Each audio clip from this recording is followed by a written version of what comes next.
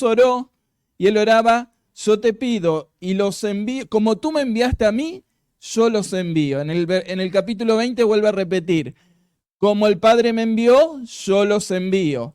Esa es parte de la Gran Comisión también. La Gran Comisión no es solo Mateo capítulo, anoche en la introducción los que estuvieron, capítulo 28. La Gran Comisión son ese mandato del Señor Jesús que Él los da y cada discípulo, cada evangelista, lo relata de alguna manera distinta. En Marcos capítulo 16, Mateo 28, en Lucas capítulo 24, en Juan capítulo 20 y en Hechos capítulo 1, versículo 8. O sea que lo que vamos a ver hoy está muy vinculado con aquello que el Señor Jesús dejó como un mandato, como algo que nos incluya a todo, que todos tenemos que hacer. Y no voy a hablar de la Gran Comisión, sino de el modelo del Señor Jesús para llevar adelante esa Gran Comisión. Nosotros estamos en un ministerio que se llama Juntos Misión, es parte de Juntos Argentina. Convocamos, movilizamos a jóvenes de la Argentina a que durante una semana ellos puedan tener un entrenamiento en evangelismo. ¿Qué diferencia hay entre entrenamiento y taller o campamento de servicio? Que por ahí un taller o clases, uno incorpora conocimientos, pero la idea en un entrenamiento es adquirir habilidades, que incorpore el conocimiento, pero que lo pueda practicar mucho.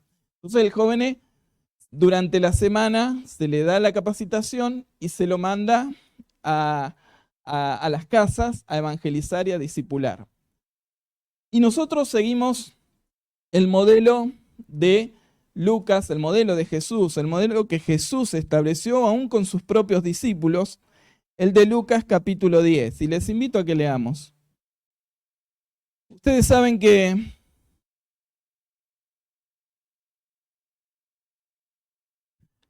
hace 2 meses fue el encuentro de Lausana. Lausana es un congreso internacional donde distintas organizaciones misioneras del mundo se reúnen para hablar de cómo llevar el evangelio a todas las naciones. Y dentro de la evaluación que hacen y la encuesta, lo que publicaron, y seguramente se va a dar a conocer más adelante, es que el cristianismo, nuestras iglesias, en este último tiempo, en vez de crecer, a diferencia de los relevamientos y las encuestas anteriores, en vez de crecer, en este último tiempo está descendiendo. En vez de crecer las iglesias cristianas, en este último tiempo, estoy hablando a nivel mundial, ¿no? En este último tiempo está descendiendo. Los paradigmas, los modos de hacer misiones están cambiando. Y ustedes saben que solamente el 98%, no, al revés, solamente el 2% de los cristianos hoy está cumpliendo con la Gran Comisión. ¿Por qué el resto, el 98%, no cumple con esta Gran Comisión? Muchas veces porque no sabe el por qué tiene que hacerlo, o qué decir, o a quién, o a dónde, o cuándo, que eso es otra capacitación. Ya le voy dando 3 mensajes en uno. Pero digo esto para que veamos la importancia que tiene de llevar adelante la Gran Comisión y poder aplicar esto, el modelo de Jesús. Porque ustedes dicen, no, eso es muy difícil para mí. No, nos incluye a todos. Y es desarrollarlo, aplicarlo, obedecer en el lugar donde estás, en tu trabajo, en tu familia, en tu barrio. Allí está tu misión, allí está tu responsabilidad. Allí Dios te colocó con un propósito, con el fin de que seas luz, de que puedas ser testigo, ser embajador en el lugar donde Dios te colocó. ¿Cuál es el modelo de Jesús? Lucas capítulo 10. Y nosotros vamos a leerlo. ¿Alguien me ayuda a leer? Así, Raúl, ¿me ayuda a leer? Ah, dale vos. Vos también. 3 versículos vos y 3 versículos. Dale. Léelo, lee. Lucas capítulo 10, versículo 1.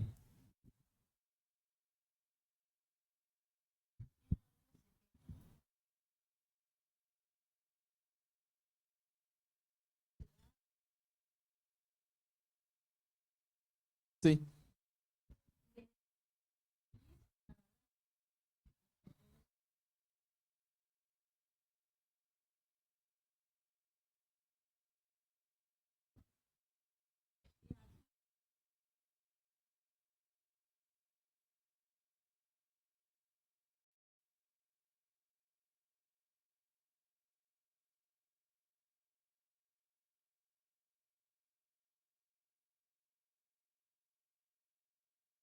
¿Otro? A ver, dale, Ron.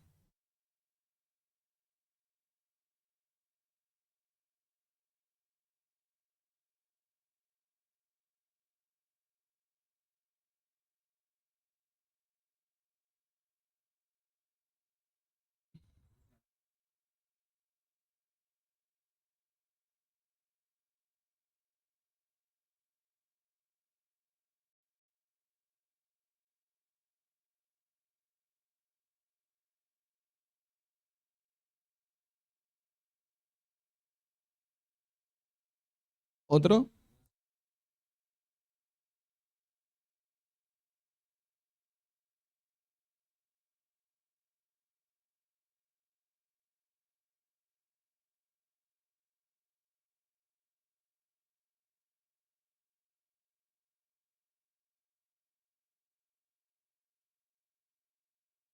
Bien, muy bien. Para cumplir la gran comisión de hacer discípulos que hagan discípulos hasta lo último de la tierra, Jesús nos dejó su ejemplo, que después lo vamos a ver rápidamente, pero también nos dejó un modelo. Nosotros lo llamamos el ABCD del evangelismo integral. Un evangelismo que tiene que ver con una acción, con un proceso, con un estado, con ser testigo, con ser embajadores, eh, pero que busca no fragmentar, sino que todos seamos parte, no fragmentar el evangelio, donde podemos decir, no, yo me dedico a evangelizar, otro que lo disipule. Ah, no, yo me dedico a discipular o a enseñar, otro que evangelice o que predique o que visite o que ayude. La idea es pensar en todo el proceso y que cada uno tiene que hacer discípulo para que esa persona luego también pueda hacer discípulos con otros. Y cuando uno habla de hacer discípulos, ser personas que puedan estar reflejando a Cristo, puedan ser embajadores de Cristo. El ABCD es acercarnos a las personas. 4 pasos que vamos a ver en Lucas capítulo 10.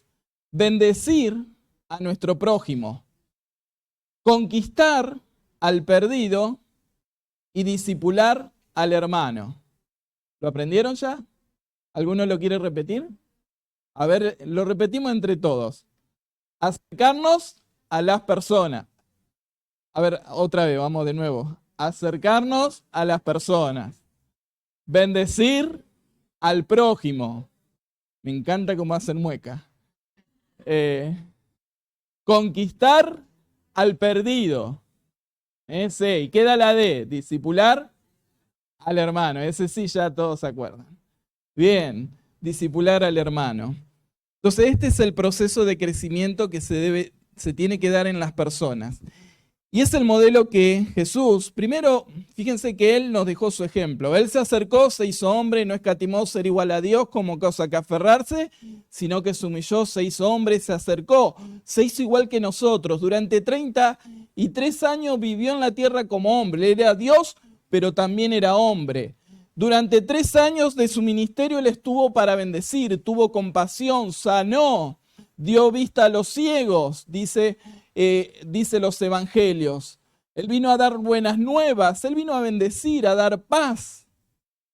Él vino a conquistar y a vencer el pecado, a vencer la muerte. Él murió en una cruz y resucitó para tener potestad y autoridad sobre todas las cosas. Él vino para ser discípulos que puedan reflejar la vida y la persona de Cristo a través de ellos.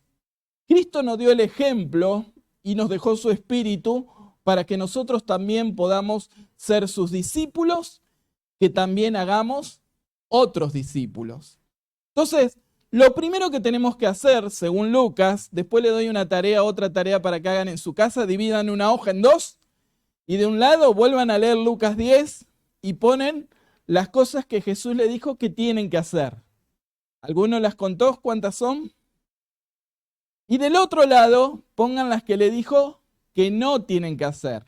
Es interesante también y alguna de ellas vamos a ver ahora. Acercarnos a las personas. ¿Qué tenían que hacer los discípulos? Primero el Señor Jesús les toma 70 de sus discípulos, de sus seguidores, los más cercanos, 12 más el resto, hasta cumplir 70, los dividió de a dos y lo envió a las ciudades donde él luego iba a ir a enseñar y predicar acerca de que el reino de Dios se había acercado. Primero los motiva a mirar los campos y ver cómo la mies estaba lista y los obreros eran pocos. Y lo primero que el Señor Jesús les pide, he aquí yo envío en medio de lobos, lo primero que les pide es que oren por más obreros. Lo primero que el Señor Jesús le indica para acercarse a la obra, al lugar donde tenían que ir, era que oren. Oren por más obreros. Oren por la mies. Fíjense cómo Jesús, y esto lo vemos a lo largo de todo su ministerio, Él le dio a la oración la forma de acercarnos a las personas, a nuestra comunidad, a aquella familia, aquel familiar que no conoce a Jesús y queremos que le conozca, es a través de la oración. Y Jesús le dio una prioridad a lo largo de todo su ministerio. Esto también es otro tema, otro mensaje, el tema de la oración en la vida de Jesús. Pero la primera forma práctica de acercarnos al hacer discípulo y al evangelizar es poner la oración como aquello que va adelante. La oración va a ser aquello que va a cambiar el clima espiritual. Va a ser aquello que va a permitir una dependencia total de Dios. Jesús no hablaba, sino era aquello que escuchaba decir al Padre. Esto lo dice en Juan. En Juan capítulo 5 dice que Él no hacía nada que no veía hacer al Padre. Él trabajaba donde el Padre ya estaba trabajando. Jesús estaba en un vínculo tan perfecto con el Padre a través de la oración y la comunión que tenía, la unidad que tenía con el Padre, que Él podía ver lo que el Padre estaba haciendo, dónde estaba obrando. Él podía escuchar, saber qué tenía que decir. Y esto lo podemos hacer hoy también a través de la oración. Miren, Corintios, 2 Corintios dice que nuestra lucha no andamos en la carne, no militamos según la carne, porque las armas de nuestra milicia no son carnales, sino poderosas en Dios para la destrucción de fortalezas, derribando argumentos y toda altivez que se levanta contra el conocimiento de Dios y llevando cautivo todo pensamiento a la obediencia de Cristo. ¿Cómo se hace esto? La obra es espiritual, no la hacemos con nuestra carne, con nuestra capacidad, con nuestra fuerza. Lo que Pablo está diciendo que es fundamental que nosotros dependamos totalmente de Dios, porque cuando uno entra en el ministerio, en hacer discípulos, en evangelizar, está confrontando al enemigo y está sumergiéndose en una batalla que al enemigo no le va a gustar. Y que es una batalla que no tiene que ver con la carne, sino que es con esta dimensión espiritual. Jesús priorizaba la oración por sobre todas las cosas. Y acá le voy a dar una herramienta para que recuerden. Le llamamos la oración de los puntos cardinales. 4 cosas por las que orar. ¿Qué letras tienen los puntos cardinales? El norte, la N. S, O y E. La N, no a Satanás. Orar para que Satanás, como leíamos en Corintios, no obre en la mente, no obstaculice, no levante barreras. ¿Cuántas dificultades se generan cuando queremos avanzar en el Evangelio? Bueno, el enemigo va seguramente a poner dificultades, traba, malestar, para que no evangelicemos, no compartamos el Evangelio. Seguramente muchas veces se van a burlar nos van a echar y es parte también puede ser parte de la obra del enemigo. Pero tenemos que orar, no a Satanás, que no intervenga, que no participe, que no tenga lugar en las vidas de las personas que Dios ya está obrando. Sí a la obra del Espíritu Santo, el sur, sí a la obra del Espíritu Santo, sí a que Dios obre a través de su palabra, a través del Evangelio, a través de los mensajes, a través de las acciones, a través de nuestro testimonio. La E para que le dé entendimiento a las personas, orar por entendimiento.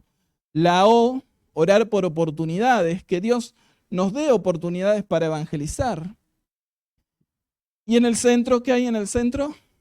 Una P por lo general, o un centro que es, le decimos orar por poder, para que Dios también nos dé ese poder del Espíritu Santo, para que sea su palabra. El crecimiento lo da Dios. La obra es del Espíritu Santo, es quien convence de pecado, justicia y de juicio.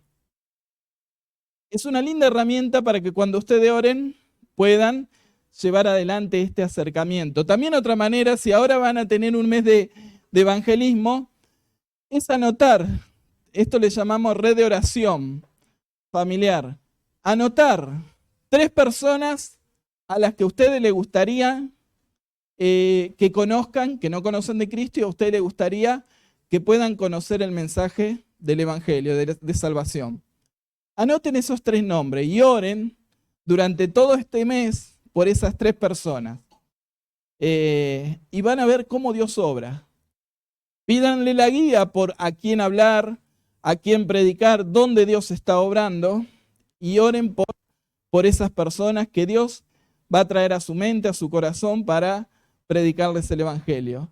Desafía a Dios y va a ver que Dios va a estar obrando como lo ha hecho en las veces que por ahí lo hacíamos en los grupos pequeños y poníamos, Dios nos permitía, no todos recibían a Cristo, pero al menos escuchaban, tenían inquietudes y muchos recibían a Cristo. Lo importante es orar, es depender de Dios en todo lo que hagamos. Y así podemos, tengan en cuenta en todo lo que hacen.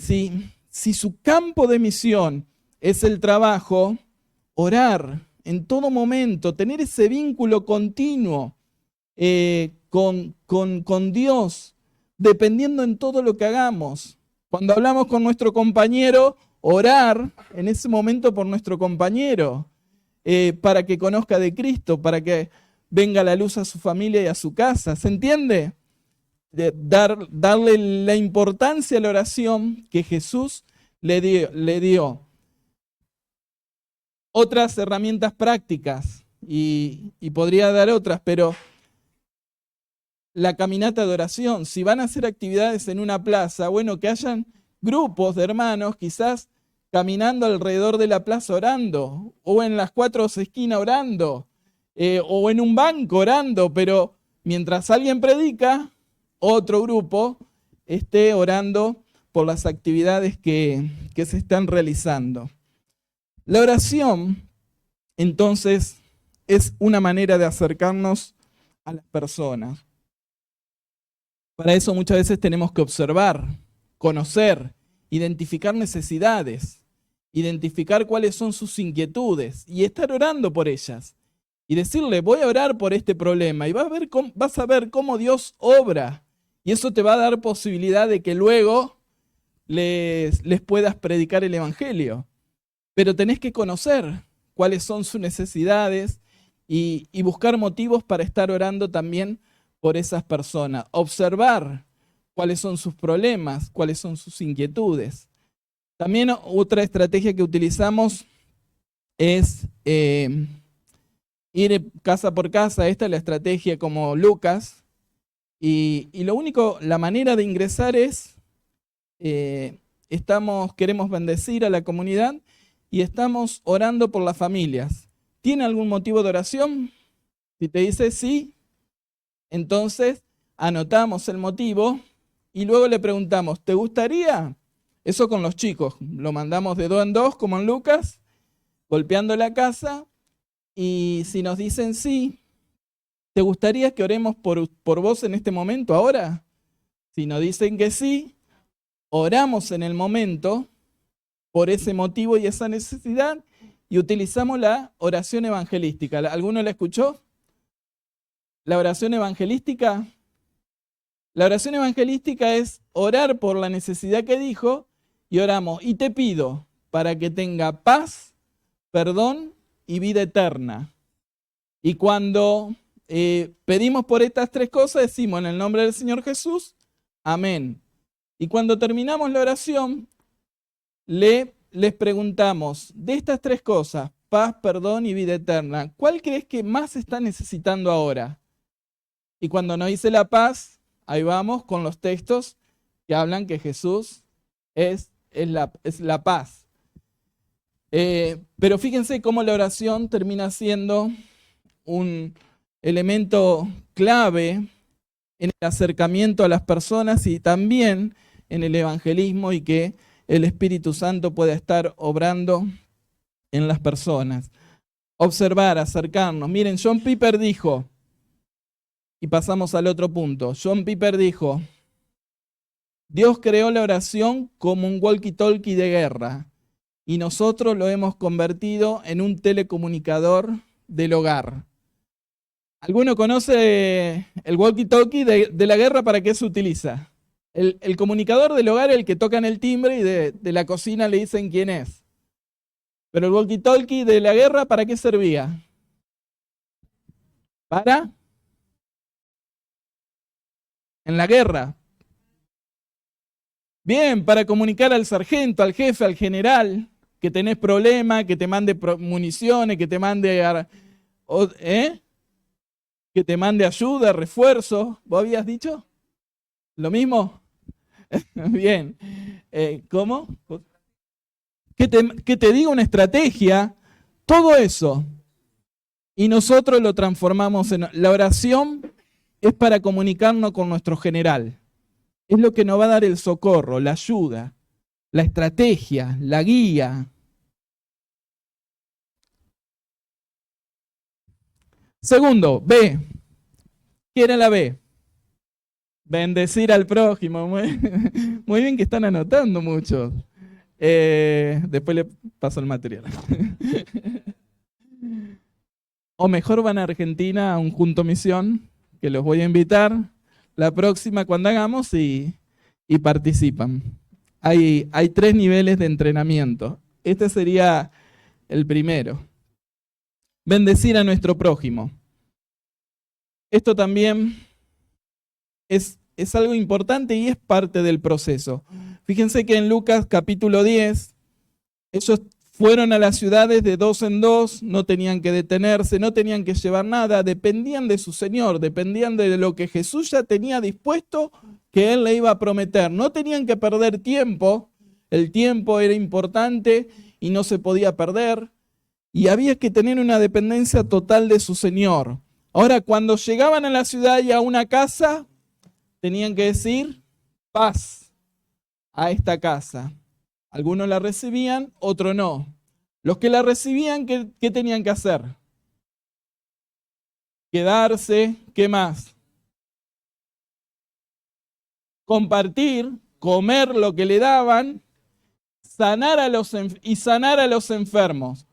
Después de todas esas cosas que tenían que hacer, ¿qué son? Acciones de bendición. Eso es bendecir a las personas. Ahora vamos a ver bien qué es. Después que bendecían, que estaban con ellos, que comían, que conocían sus necesidades, que conocían sus problemas, que conocían la enfermedad, para eso tenían que hablar, preguntar, que estaban cerca, había un vínculo, había un contacto, un acercamiento mucho más estrecho. Ellos le bendecían, sanaban los enfermos y recién después le evangelizaban y le decían el reino de los cielos se ha acercado. La bendición es parte de este proceso de evangelizar y de hacer discípulos. Mateos capítulo 5, versículo, y con ese vamos a resumir el concepto de bendecir, que también podríamos hablar mucho. 5, 43, 44. ¿Quién lo puede leer?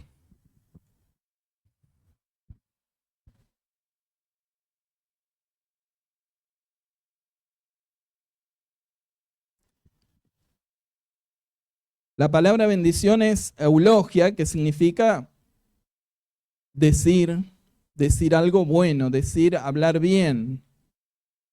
¿Y Mateo 5 qué dice?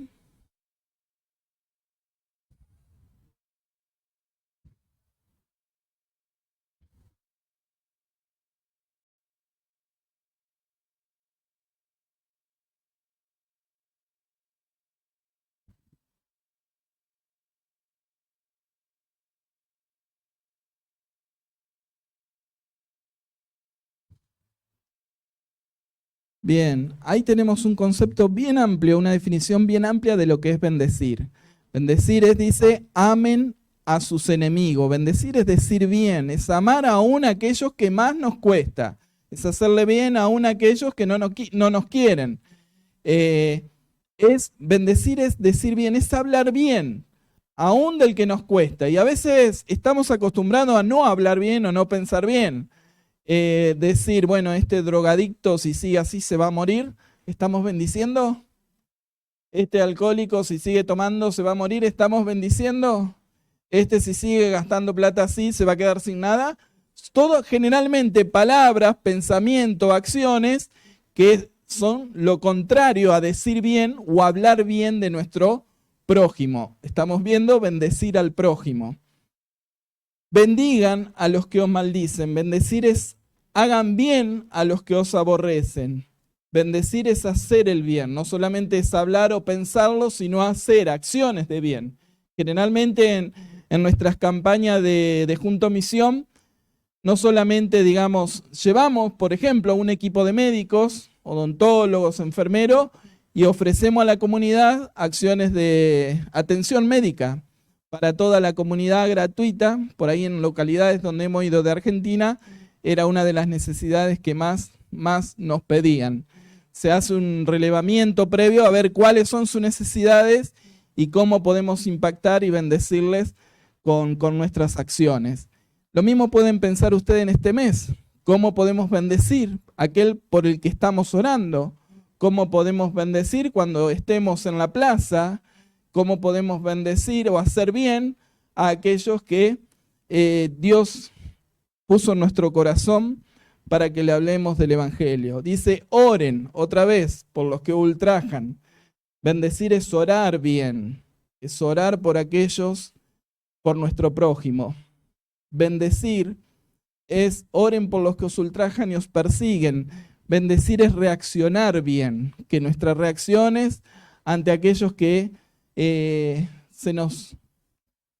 nos generan una oposición o que nos generan problemas o malestar.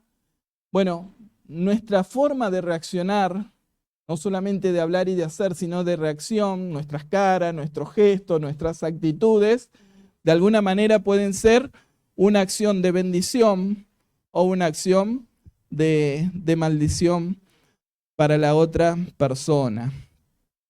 El acto de bendecir es hacer buenas obras. Y esto va de alguna manera predisponer también, va a ayudar, va a generar que las personas puedan escuchar el Evangelio y los perdidos puedan glorificar a Dios a través de recibir el mensaje del Evangelio. Acercarse a las personas, bendecir al prójimo, conquistar al perdido.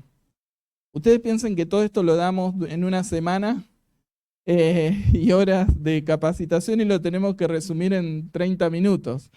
Conquistar al perdido. ¿Qué es evangelizar? ¿Cómo evangelizamos? ¿Qué le decimos? Y acá hay muchísimas y la van a estudiar todo este mes, así que pasamos. Pero hay distintas formas. Sí tiene que quedar claro cuál es el problema, el pecado. Sí tiene que quedar claro cuál es el camino, la solución, el remedio. Jesucristo, su obra en la cruz, la sangre de Cristo que nos perdona y nos limpia de todo pecado. Eso no se puede, digamos. Pero uno puede de alguna manera ir resolviendo las inquietudes que las personas tengan, pero con un evangelio sencillo, que lo puedan entender. Hay herramientas que también no solamente que lo entiendan, sino que la persona que recibe el evangelio, una vez que lo recibe, al otro día o ese mismo día pueda ir contárselo a su familia, a su esposo, a su esposa, a su amigo, que eso es lo que nos pasa. Se le dan dos formas, por ejemplo, de evangelizar. Una es el testimonio en 15 segundos. ¿Quién se anima? ¿Alguien se anima a dar su testimonio en 15 segundos? ¿Sí? ¿No? ¿Su testimonio en 10? No, tanto tiempo no tenemos. ¿Eh? ¿Vos? En 15 segundos. Bien, excelente. Un aplauso. Un aplauso.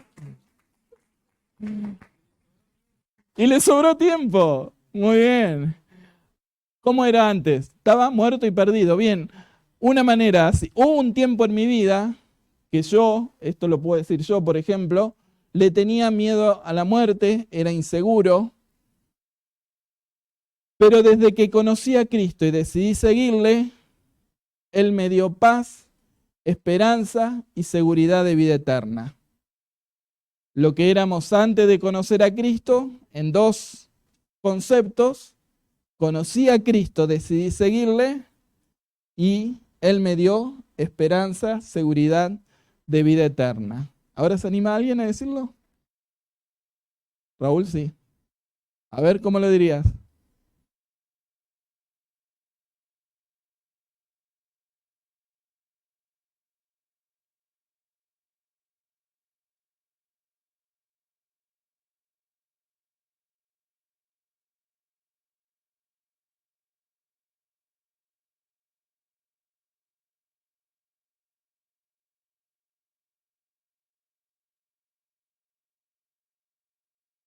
Bien, excelente, excelente.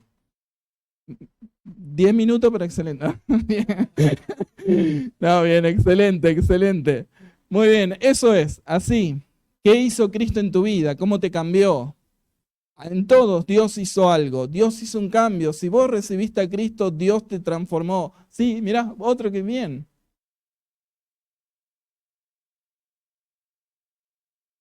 Tristeza,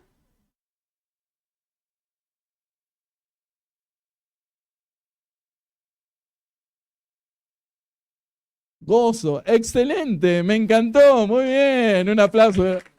Y excelente. ¿Te gustaría tener la alegría que ella tiene? ¿Sí? Bueno, yo te voy a contar cómo yo pude tener esa alegría. Y ahí le pasamos al evangelismo más profundo, que utilizamos una herramienta muy linda, está en internet, después seguramente la van a compartir, que se llama los tres círculos. Evangelizando con tres círculos.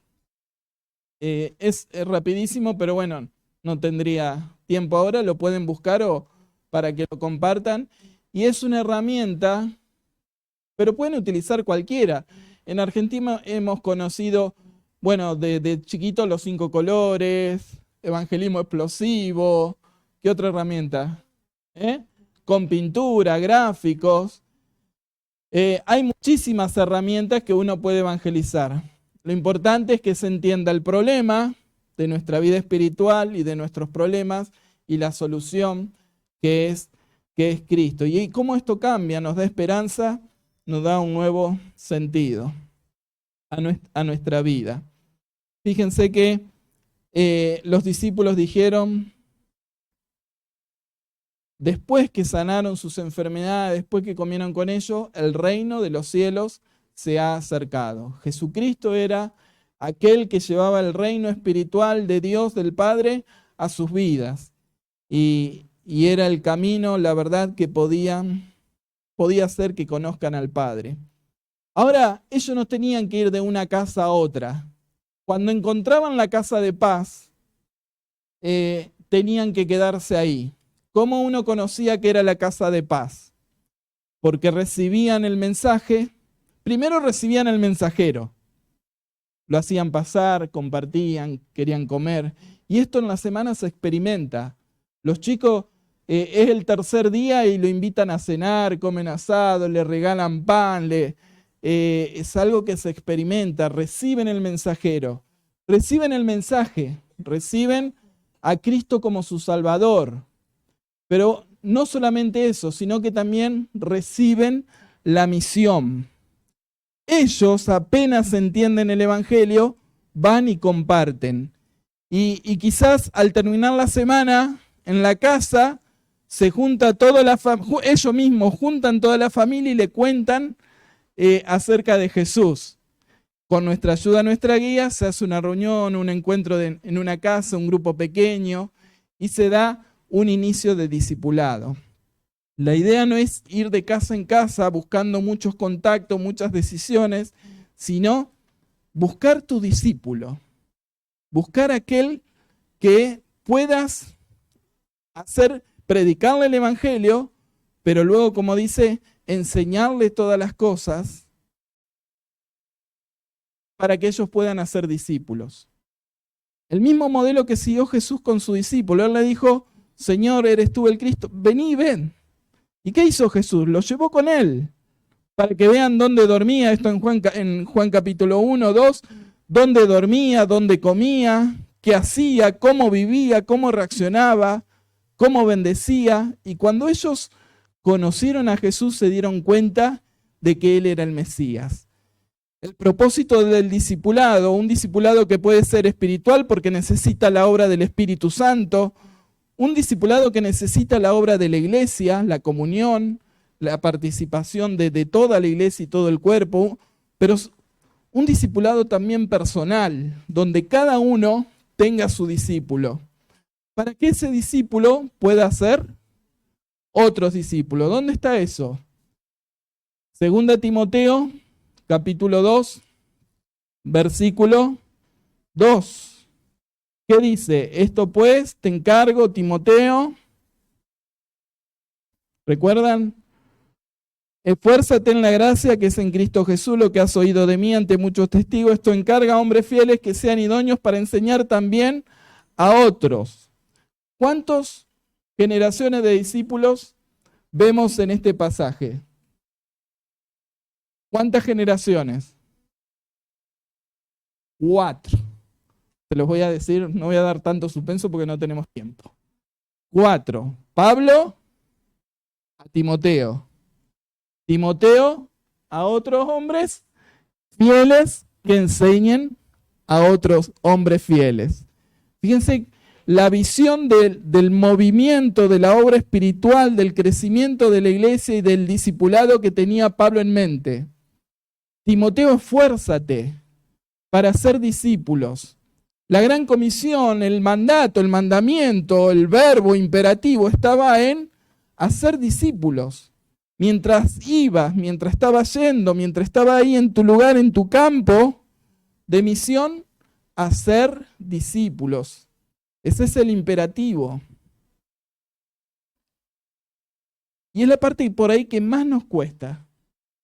El seguimiento, porque no es fácil estar dispuesto a las 2 de la mañana que te llaman y tienen problema o quieren hablar, a las 2 de la tarde que querés dormir la siesta. Acá no duermen siesta, ¿no?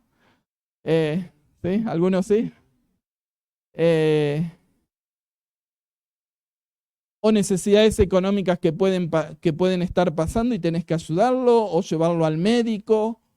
Distintos tipos de ayuda que se generan en la relación de un siervo con su discípulo. Donde tenés que estar atento, donde tenés que estar dispuesto, donde tenés que bendecir, donde tenés que demostrar amor, donde por ahí va a estar desanimado y se va a querer ir y tenés que buscarlo, donde por ahí te va a costar, o la paciencia va a ser mucho menor que al comienzo, pero tenés que seguir si Dios está haciendo la obra en la vida de esa persona. El propósito es hacer discípulos que hagan discípulos para glorificar a Dios. Estos serían los 4 puntos, ¿sí? Podríamos decir más cosas. Pero dice Corintios que cuando conocimos a Jesús fuimos hechos nuevas criaturas. Las viejas cosas pasaron, todas son hechas nuevas. Y en el versículo 19 y 20 que dice que fuimos también hechos, ¿alguno lo tiene ahí? ¿O lo recuerda? Embajadores, embajadores de Cristo. ¿Qué es un embajador?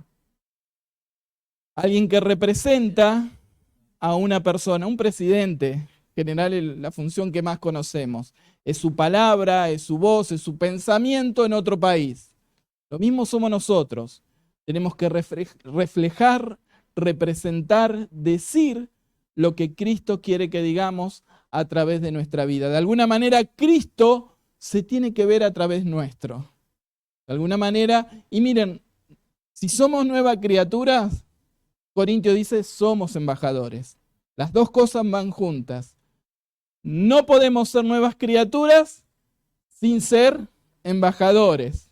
Y no podemos ser embajadores si no somos nuevas criaturas. Es importante que entendamos que, de alguna manera, Cristo tiene que reflejarse a través de nuestra vida. Pero esto, y para terminar, esto tiene que ver con la clave de un evangelio simple. ¿Cuál es la clave? ¿Cuál es la raíz? ¿Cuál es la fuente? Y la fuente está en nuestro corazón. Las últimas palabras de Jesús apuntaban a nuestro corazón. Él quería remarcar tres cosas. Como también lo dice en Lucas capítulo 10, lo dijo durante su ministerio. Señor, ¿cuáles son los mandamientos más importantes? Primero, amar a Dios. Imagínense un triángulo. Yo en realidad esto se hace dibujando. Esto se hace con un pizarrón. Primer mandamiento, ¿cuál es? Amar a Dios. Segundo, amar al prójimo. ¿Y cuál es el otro mandamiento que dio en sus últimas palabras? No, en las últimas palabras de Jesús en el ministerio, en la tierra y después que resucitó. ¿Cuál es el mandamiento?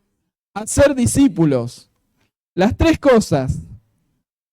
Amar a Dios, amar al prójimo y hacer discípulos. Los tres mandamientos.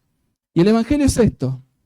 Muchas veces pensamos que para evangelizar y hacer discípulos, amar a Dios, amar al prójimo y hacer discípulos, necesitamos edificios.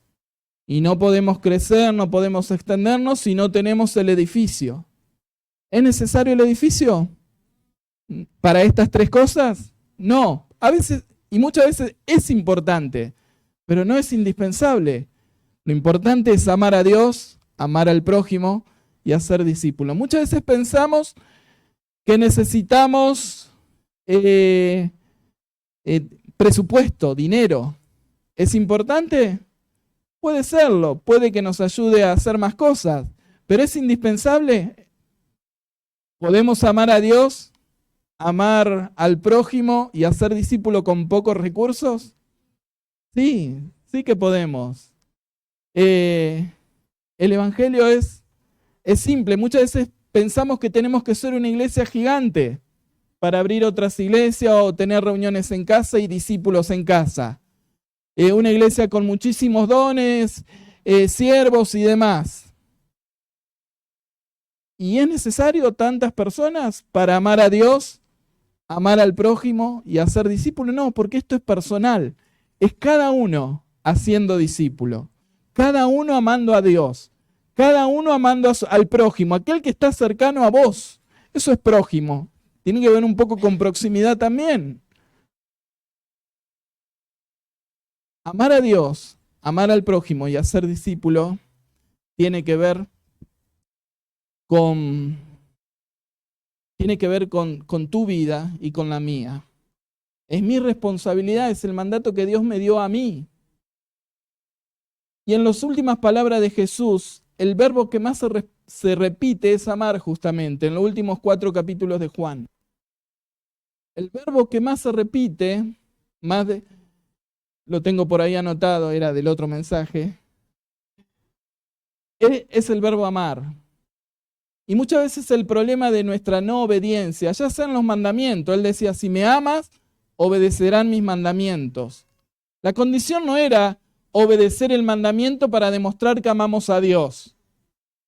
El tema está en cómo amamos a Jesús, cómo amamos a Dios para que el obedecerle sea algo que que surja, natural, que lo deseemos, que no hay nada mejor, nada más importante, nada que deseemos más en nuestra vida y en nuestro corazón que agradar a nuestro Dios, a través de la obediencia, a través de hacer discípulos, a través de obedecer sus mandamientos. El problema está en el amor. ¿Cuánto amamos a Dios? ¿Cuánto, y para amar, cuánto nos asombra su persona cuando le conocemos? ¿Cuánto nos conmueve? ¿Cuánto nos atrae? ¿Cuánto queremos conocer cada vez más de Él? Y cuanto más le conocemos, cuanto más les amamos, más van a poder ver otros a Cristo a través de mí. La clave está en amar a Dios, amar al prójimo y hacer discípulos. Que otros puedan ver a Cristo a través de nuestra vida. Miren, hubo un testimonio, estuvimos, GEA, es un ministerio también otro que participamos, donde se moviliza a jóvenes a través de apoyar proyectos misioneros. En otro viaje se lo contamos, me van a invitar otra vez, supongo, ¿no? No me invitan más, después de este largo mensaje que no termina más. Con esto termino.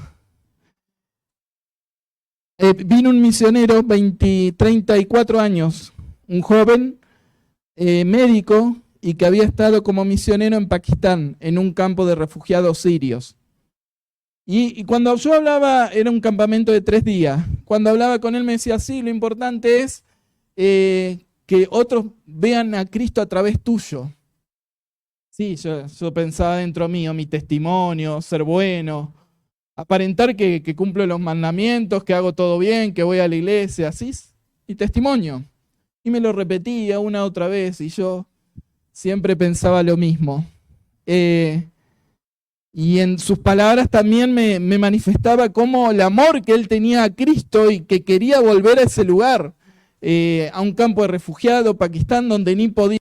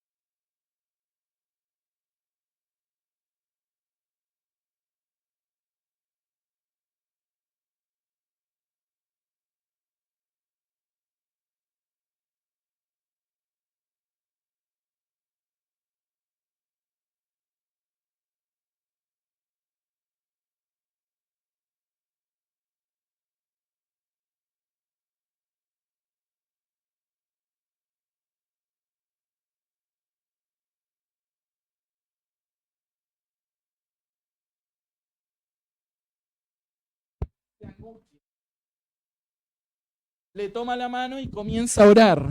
A media hora, una hora, no recuerdo bien, se despierta y comienza a llorar. Lloraba, hasta que se calmaba y se iba.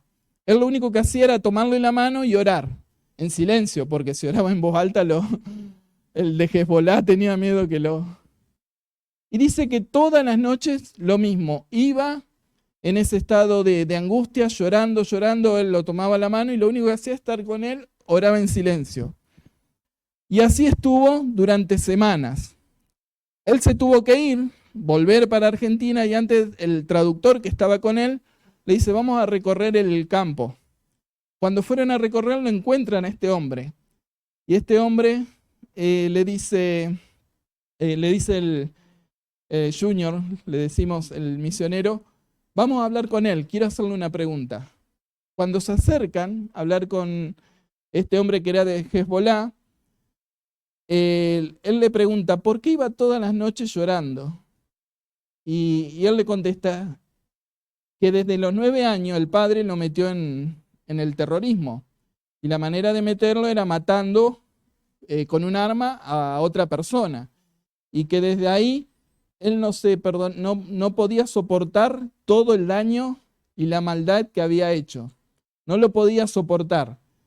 Entonces le dice que cuando él iba experimentó que cuando él iba a la clínica, a la carpa donde estaba el médico, él luego de entrar y de llorar un tiempo, él veía una persona de blanco luminoso que lo miraba con paz y perdón y le daba amor.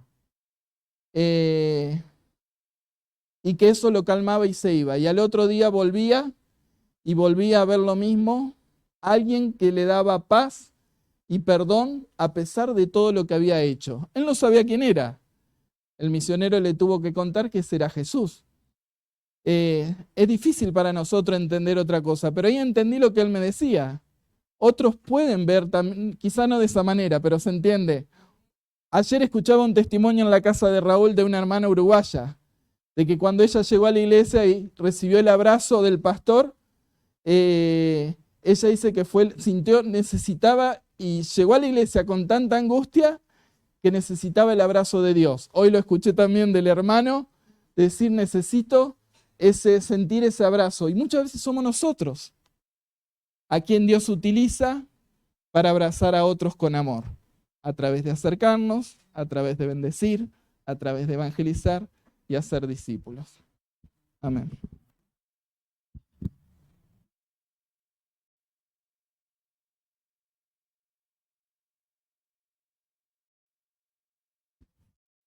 Muy bien, muchas gracias.